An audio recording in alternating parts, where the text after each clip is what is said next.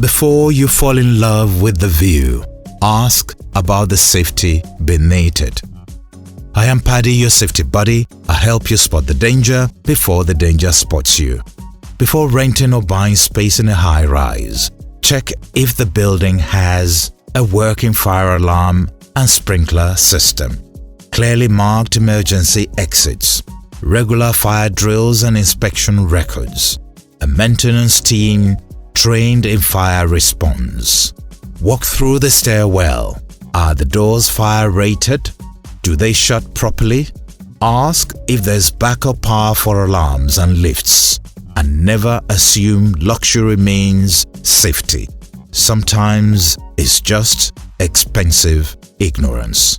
Before you move people in, make sure they can also move out safely.